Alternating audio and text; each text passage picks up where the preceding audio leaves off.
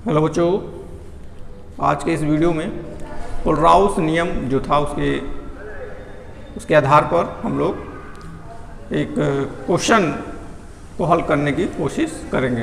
तो क्वेश्चन जो है वो एनसीईआरटी की किताब से ही लिया गया है, जो कि आपको ग्रीन बोर्ड पे दिखाई दे रहा होगा। तो इसको लगाने का प्रयास करते हैं हम लोग, देखते हैं कैसे लगता है। जो कोलराउस नियम है उसी पे आधारित है और क्वेश्चन जो है उसको हम पढ़ रहे हैं। क्या क्वेश्चन है? NaCl, HCl तथा सोडियम एसीटेट के लिए मोलर चालकता दी हुई है। ठीक है, तीनों का मोलर चालकता दिया हुआ है। कितना दिया हुआ है? 126.4 NaCl का है, 425.9 HCl का है और 91.0 किसका है? सोडियम एसीटेट का है। ठीक है, तो और कह रहा है कि एसिटिक एसिड की मोलर चालकता बताइए। ठीक है, तो कोलराउस नियम में जो फार्मूला था उसी फार्मूले के अंतर्गत ही ये क्वेश्चंस लगेंगे। तो जो हमारा फार्मूला था एसिटिक एसिड का, फिर हम बताए थे कि एसिटिक एसिड की जो मोलर चालकता होगी वो किस तरीके से हम लोग उसके आयनों में तोड़ सकते हैं। ठीक है, तो सबसे पहले यही हम लोग देखेंगे कि एसिटिक एसिड हमको मोलर चालकता किसकी चाहिए? एसिटिक एसिड की मोलर चालकता चाहिए। ठीक है,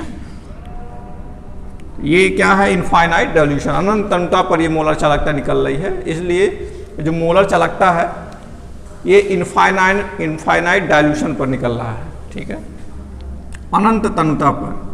तो यम लिखने से कोई मतलब नहीं है। यहाँ पे यम की जगह पे क्या लिख सकते हैं? CH3COOH, मतलब किसकी मोलर चालकता है? एसिटिक एसिड की मोलर चालकता है। ठीक है, इस एसिटिक एसिड की मोलर चालकता को दो भागों में हम तोड़ सकते हैं आयनों के रूप में। एक CH3COOH COO माइनस और दूसरा हो जाएगा आपका H प्लस की मोलर चालकता। ये एसिटिक एसिड को आयनों में हम लोग तोड़ दिए। इस आयन की मोलर चालकता और इस आयन की मोलर चालकता अगर हमको पता हो जाए तो दोनों को जोड़ करके हम लोग एसिटिक एसिड की मोलर चालकता हम ज्ञात कर सकते हैं। ठीक है, तो हमको चाहिए क्या? एसिड जो एसीटेट आयन है, जो एसिटिक एसिड का एसीटेट आयन है उसकी मोलर चालकता चाहिए और H प्लस की मोलर चालकता चाहिए। तो क्वेश्चन में देखेंगे तो एसीटेट आयन की मोलर चालकता आपको दिखाई नहीं दे रही है, कहीं भी एसीटेट आयन की मोलर चालकता नहीं दी हुई है। H प्लस की मोलर चालकता भी नहीं दिखाई दे रही है। तो लगेगा क्वेश्चन कैसे?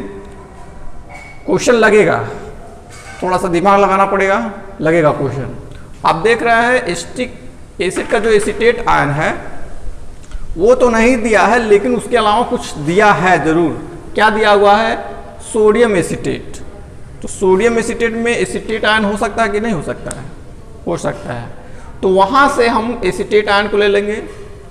H प्लस कहाँ से मिलेगा? HCl से मिलेगा। ठीक है, तो HCl से हम H प्लस आयन को ले लेंगे और NaCl जो है, यहाँ पे Na और Cl एक्स्ट्रा हो जा रहा है तो उसको हम माइनस करने के लिए NaCl को ले लेंगे। तो थोड़ा सा दिमाग लगाएंगे तो ये क्वेश्चन हल हो जाएगा। जितना सीधा होना चाहिए वो ये क्वेश्चन उतना सीधा नहीं है, थोड़ा सा हटके है।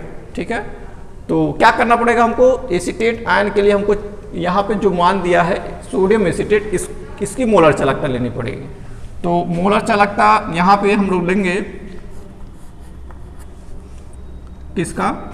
CH3COONA, मतलब सोडियम एसीटेट का, जो कि इसका मान दिया हुआ है।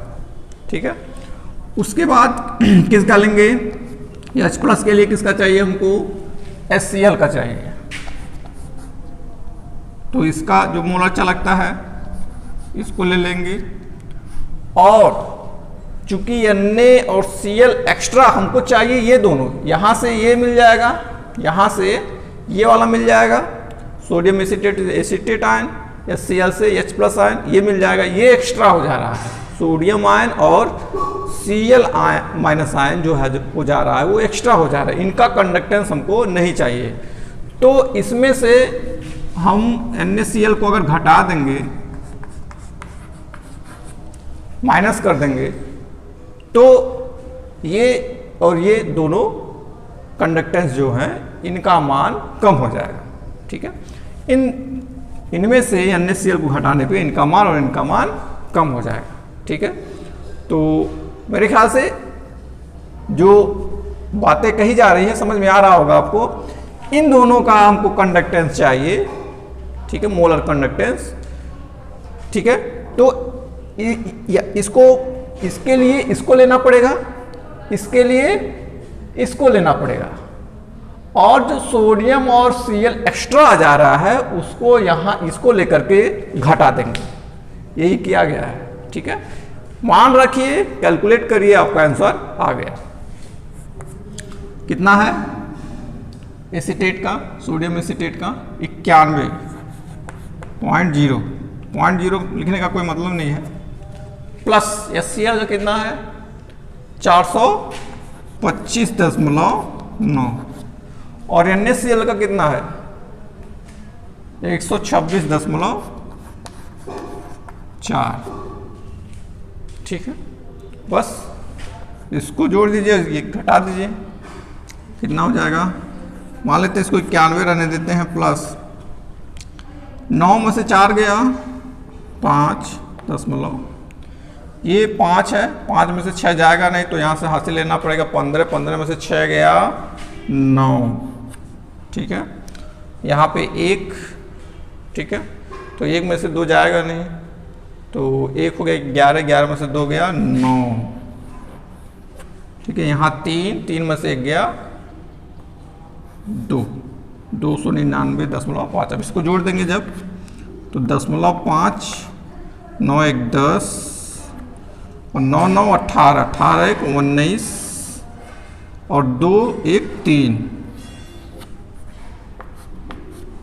390.5।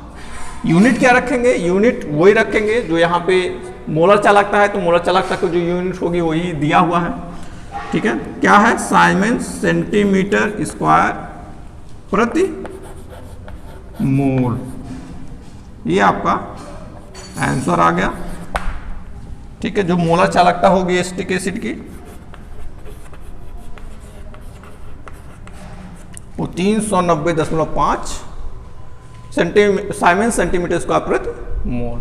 ठीक है, तो बहुत ही आसान है।